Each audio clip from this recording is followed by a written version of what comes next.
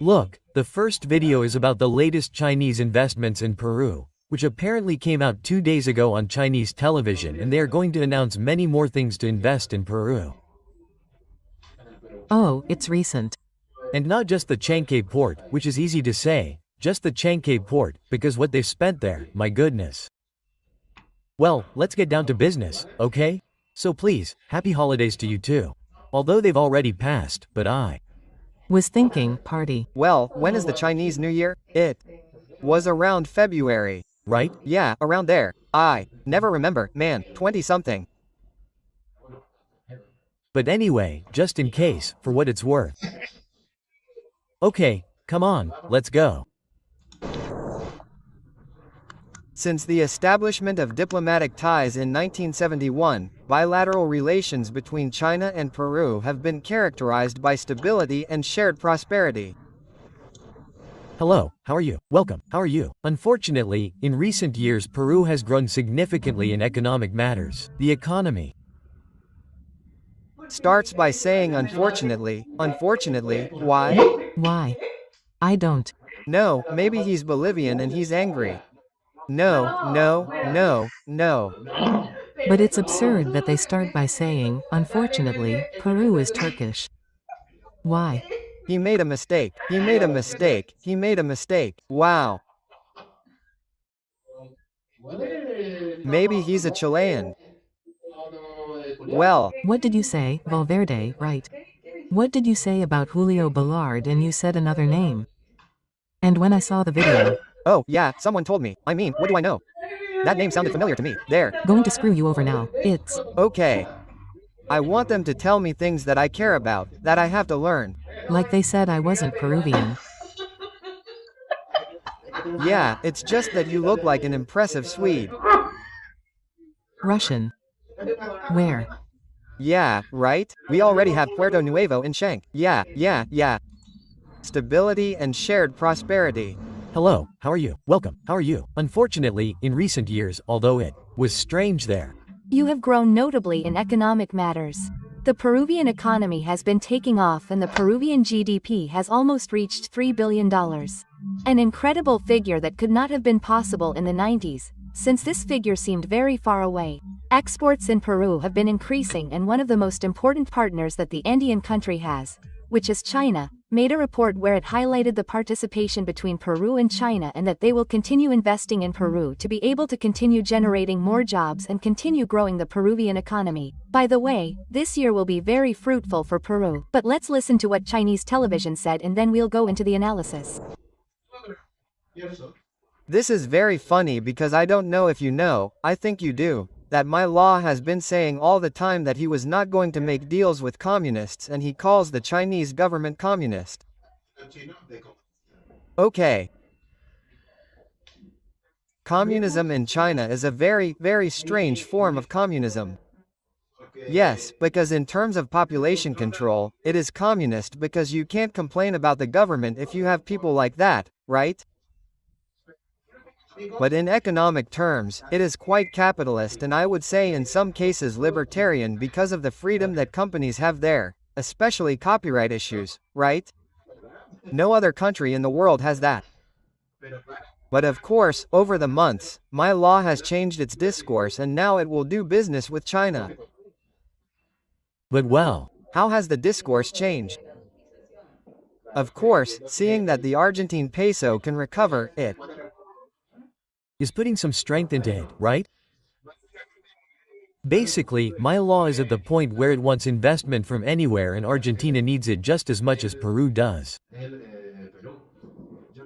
I joke with her that we have to start learning Chinese, and I'm not joking, right? Yes, no, I'm not joking.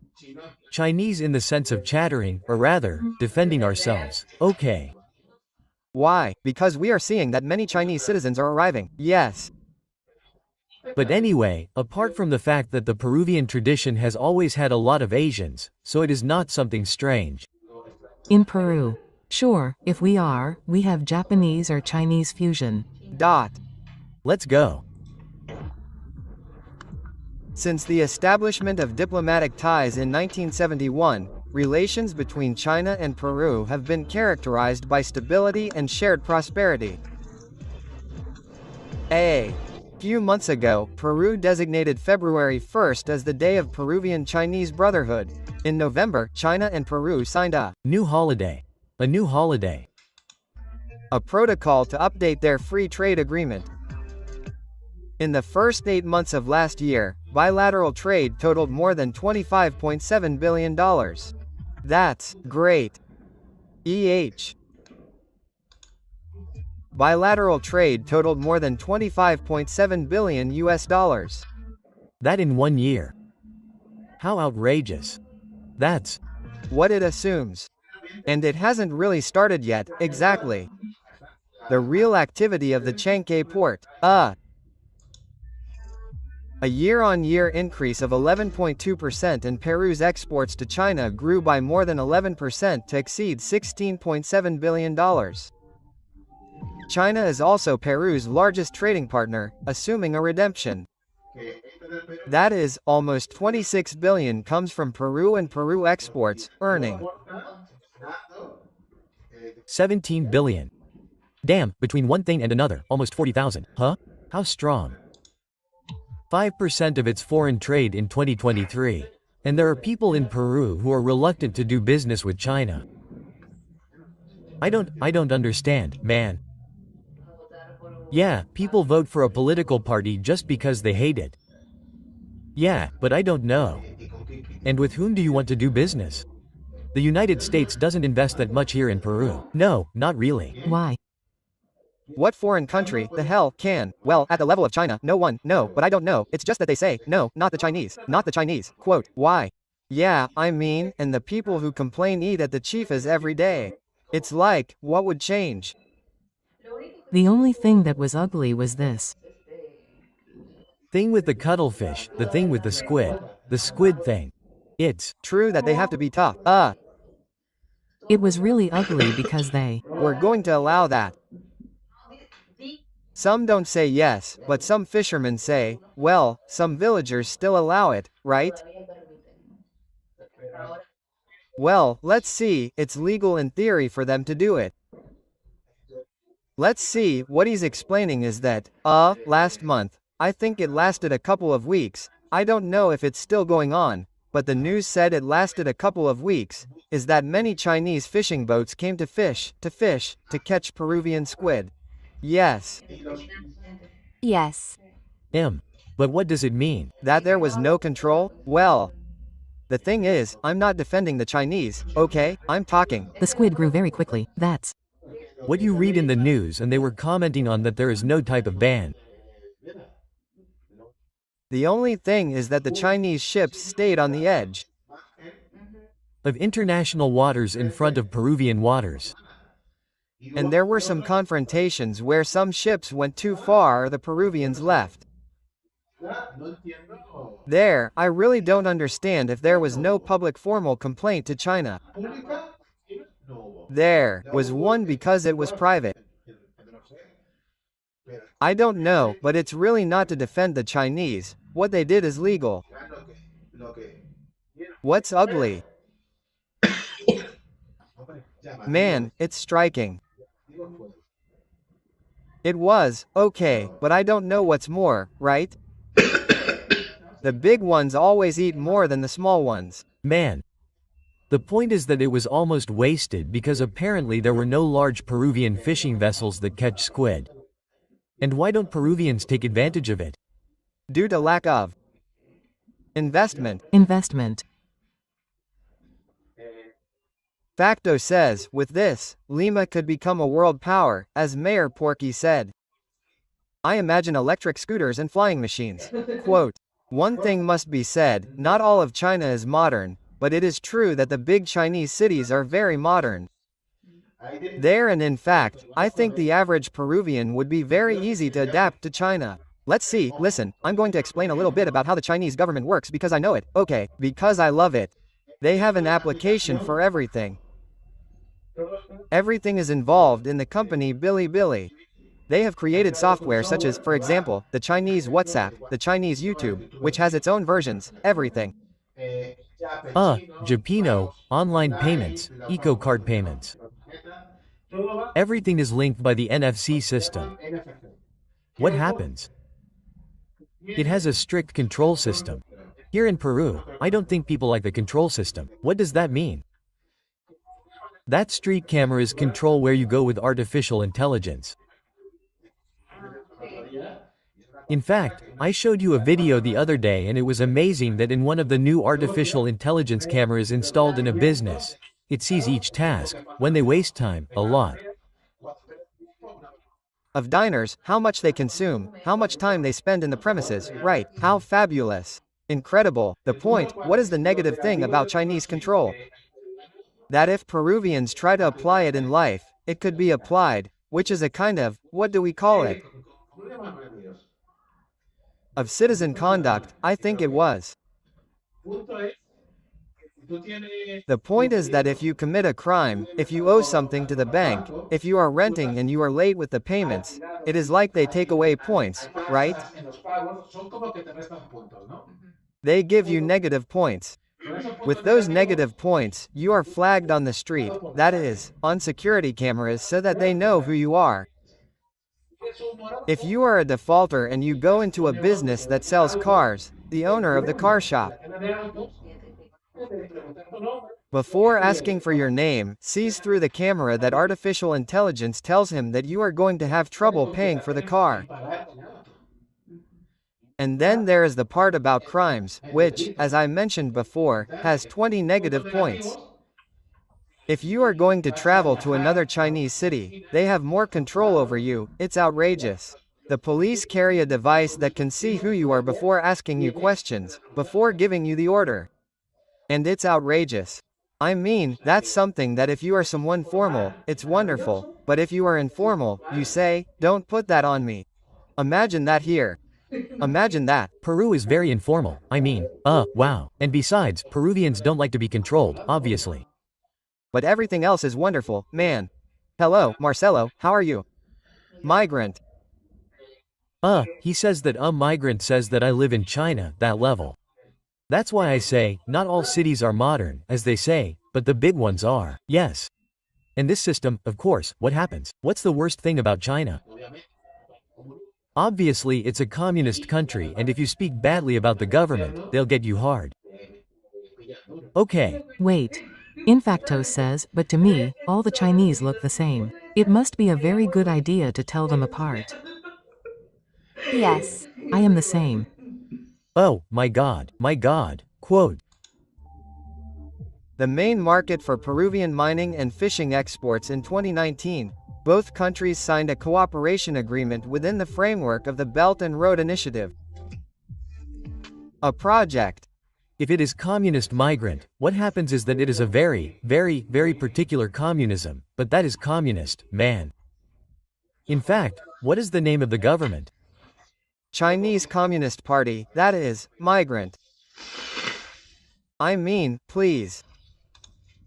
Key to this partnership, the port of Chancay was inaugurated on November 14th of last year. This facility is the largest of its kind on the west coast of South America and is part of a broader cooperation that has boosted the local economy, created jobs, improved livelihoods, and strengthened both the Peruvian economy and relations. I saw a video somewhere that I don't know if we will be able to see, which was that the Chileans go crazy over Peruvian avocado. CGTN in Spanish. A few months ago, Peru designated the Migrant Dice No es Comunisto. It could be called the Mickey's Party. Migrant, discuss it with the Chinese government, okay. I know they're communists. You think they're not. Well, that's it, man. Talk crazy about the Chinese Communist Party. Let's see if they're communists or not. Let's see what they do to you. February 1st, like the day. It's a dictatorship. No, it's not a dictatorship. The Peruvian-Chinese Brotherhood. In November, China and Peru signed a protocol to update their free trade agreement. In the first 8 months of last year, bilateral trade totaled more than $25.7 billion, representing a year-on-year increase of 11.2%. And Peru's exports to China grew by more than 11%. It's repeating itself, right? Exceeding $16.7 billion. China is also Peru's largest trading partner, accounting for 35% of its foreign trade. This will reach 2023 and is the main market for Peruvian mining and fishing exports. In 2019, both countries signed a cooperation agreement within the framework of the Belt and Road Initiative. And as we have heard, the Chinese fully intend to continue investing in Peru. They want Peru to be a focus country for Chinese investment in South America. They have already started with the Changke megaport, which will be one of the most important ports in South America and will displace several neighboring ports of Peru, such as those in Chile. In recent times, China and Peru have had diverse relations, especially in recent years when the Peruvian economy has experienced remarkable growth. The GDP has been growing at an admirable rate and will surely continue to grow, since according to what we saw in this report, the Chinese are very interested in continuing to invest in Peru, and one of the examples of the most important investment they made was the Changke megaport, which, by the way, will boost the Peruvian economy and GDP in 2025, since exports and imports of products to the Asian continent will surely increase on a large scale. On the other hand, Peru wants to eat. One thing must be said, not only Peruvian products, because everything that comes from Brazil, Bolivia and Argentina that passes by train to the port of Changke, upon entering Peruvian territory has to pay taxes. Taxes. In other words, that's a ton of money every day, man. He says, a hub in South America wants all the countries in the region to take their products to the Changke megaport in order to export them to neighboring ports. For example, the port of Changke, which would be the main distributor of products throughout the South American Pacific. The Chinese are very convinced of the potential that Peru has, and the Andean country is also doing its part because it wants to start revolutionizing its economy and in the coming years become one of the leading countries in South America, in all economic sectors. But after listening to everything they said in this report,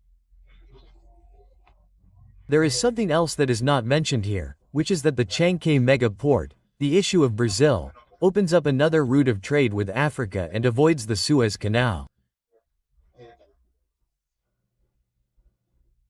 The part of Egypt, Arabia, that is the Suez Canal. Okay. So, if you have business in Africa, many pass through there a lot, and there you pay a very high toll to the sheikhs.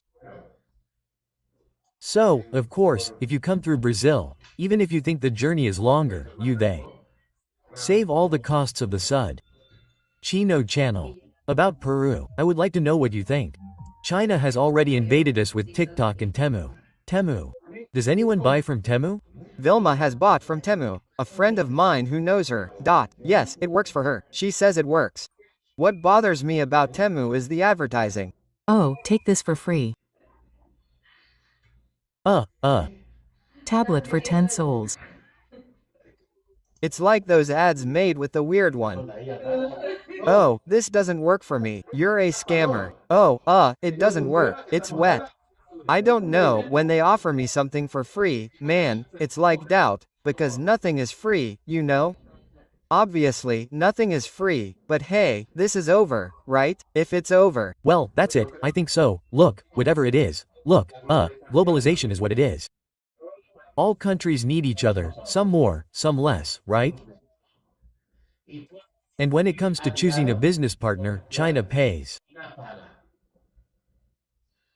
Call me crazy. Well, if you have a partner who pays you quickly. That's right from the start. Well, and also invests in the country by creating and manufacturing things in the country, which is just infrastructure, the port of Changke and the famous freight train, in other words, the train tracks. Peruvians can use those, or is it that Peruvian companies can't export to China through the ports of Changke, of course, and surely with discounts on shipping. That's how it is. That's why Gil said earlier, a car factory would be great, a new subway too, quote. Yes. Let's go to the city of Changke, because it's won the lottery. Wow. Obviously. That city will be the second most important in Peru in 20 years, for sure. Land prices have skyrocketed in Chankay. Look at how San Borja is, for example, with Chinese investment that stops there. Of course. I mean, whenever we went there, well, in San Borja, I lived in the suburbs and we would go there to eat. Aviation all my life. There were a lot of hotels that were practically only for Chinese people. And why is that, Julio? Because the merchants who then go to sell things in Megamara stay there. It's all connected. Well, and Gamara, my goodness, what that's going to do to Gamara, right? Here comes a bit of discord because a lot of Chinese fabric came in, a lot of Chinese textile products, and the Peruvian product, Pima cotton, went down. Well, but that's adapting. Either you offer better quality or you adapt. It's more quality than cotton, or rather. Not, but I mean in terms of concept. If your company can't compete, you either offer better quality or you adapt. Sure. That's what I'm saying. That's also why there was a lot of play between the amount of cotton that there is now in Peruvian textile products. No, but with the whole Peruvian sheep thing, the alpaca and all that, I could go in there. Yes. The Japanese and the Chinese love alpacas. In China. Alpacas are pets and they keep them in their homes. And they have them all snobby. Not even Peruvians have that. Look for that video, it's nice. Let's see. Let's go. Let's see. Wait. Friends, so I have to prepare it. Where do I look for it? Sorry, audience. Let's see, I'm not used to it. Alpaca, these things fall off my back. I feel Chinese. The Chinese are really good. Look at this, look, we can do this in another video and it will be like this. Okay, you watch the news. Let's see what this one is like. We've never seen that one. Bueno, mi gente, no saltes el vídeo, por favor. Pequeño mensaje a nuestro patrocinador, OneXBet, casa de apuestas digital conocida mundialmente, un sitio de confianza, que si entráis el link de la descripción del canal, tenéis un regalito de bienvenida, y oye, ¿por qué no? Podéis probar suerte, que nunca amarga un dinerito extra, ¿verdad? Así, vamos, seguimos con el vídeo.